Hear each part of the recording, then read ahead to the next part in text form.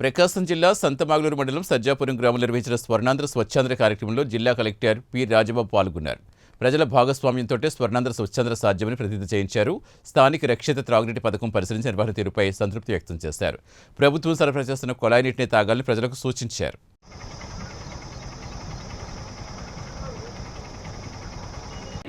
భవిష్యత్ తరాలకు ఆరోగ్యవంతమైన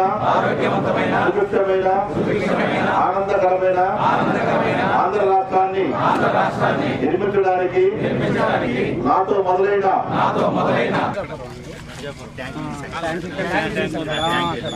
డైలీ అయితే మన వాళ్ళు క్లీన్ చేస్తారు. అందరు కలిసి శుభ్రం చేద్దామని అందరి ఇంట్లో ఉన్నాయి.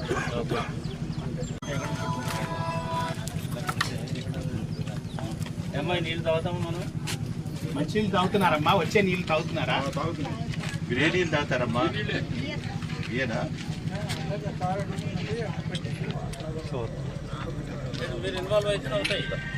ముందుకు లాగుతారు.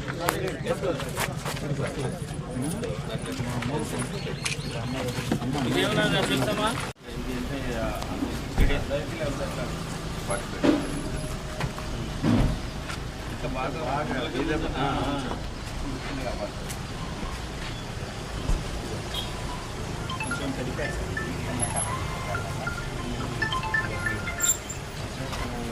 అది ఇక్కడ ఈ బ్యాట్లో అయితే ఇళ్ళన్నీ బాగున్నాయి, కానీ ఇంకా పారిశుద్ధ్యం మీద అంత అవగాహన కనిపించట్లేదు.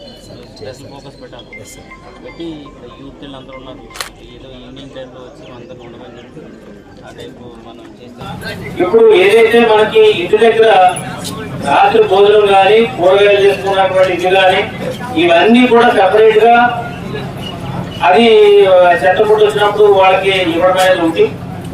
లేదు అని అనుకుంటే కనుక మన ఇంటి ముందు ఏదైనా తలుపుంటే కనుక చిన్న గొయ్యి కింద పూర్వం చదువుతునేవాళ్ళు. చిన్న గొయ్యి తగ్గి ఆ గోతులోనే మనం ఇదంతా కూడా అన్నం కానీ మిగిలిపోయిన అన్నం కానీ కూరగాయలు కానీ అవన్నీ పడేస్తే 2-3 రోజుల్లో అదంతా కూడా విడిపోతుంది. దాన్ని ఒక సంవత్సరం 6 నెలలు అయిన తర్వాత ఎరువుగా కింద మనకు కూడా ఉపయోగపడుతుంది. అప్పుడు ఆ ప్లాస్టిక్ అన్ని కూడా తీసి ప్లాస్టిక్ అంతా కూడా ఒక సంచిలో పెట్టి అట్లాగా 10 రోజులు 15 రోజులు అయినప్పటికీ మనకు అంతా కూడా 1 కేజీ 1/2 కేజీ ప్లాస్టిక్ వస్తుంది.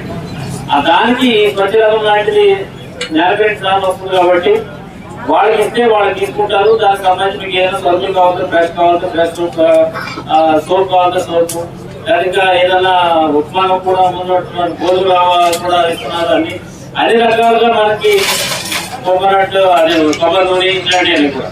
సో నువ్వు ఒక చిన్న పని ఏం చేస్తావు, అక్కడ వచ్చిందంతా కూడా ఏదైతే మనకి కుడిపోయి చెప్తుందో అదేమో పక్కన పడేస్తావు, అక్కడ ఇంటి దగ్గర పడేస్తావు. ఈ ప్లాస్టిక్ ఏదైతే ఉందో కొంచెం దాచిపెట్టి ఉంచావు. ఒక 10 రోజులు దాచిపెట్టి వచ్చేటప్పటికి నీకు దాని మీద ఏదో తీసుకోవడానికి అవకాశం వచ్చింది.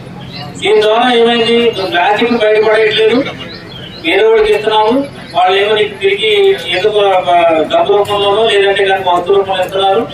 ఊరంతా కూడా శుభ్రంగా ఉంటుంది. సో ఇదంతా కూడా చేయాలి. ఎస్పెషల్లీ మీరు పెద్దవాళ్ళు చాలా మంది ఇంకా ఒక అలవాటు పడిపోయినటువంటి పరిస్థితులు ఉంటారు.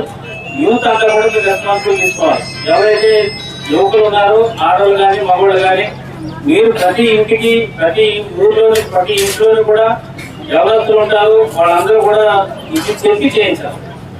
రాబోయే ఫ్యూచర్ మీరు కాబట్టి మీరందరూ కూడా నీట్ గా దీని మీద పార్టిసిపేట్ చేయాలి. ఎలా పడేస్తే పోలే అని అనుకుంటే కనుక మనకంతా కూడా చెత్త మయమైపోయి ఊరికి మీ ఇంటికి కూడా గౌరవం ఉండదు. దయచేసి మనం సీరియస్ గా తీసుకోవాలమ్మా. సో దాన్ని సీరియస్ గా తీసుకుంటేనే భవిష్యత్ తరాలకి ఒక మంచి వాతావరణం మనం ఇవ్వగలుగుతాం. సో అందులో భాగంగానే ఈ కార్యక్రమం జరిగింది. సో మీరందరూ కూడా చాలా మంది పార్టిసిపేట్ చేశారు కాబట్టి మీ అందరికీ కూడా ధన్యవాదాలు తెలియజేసుకుంటాం.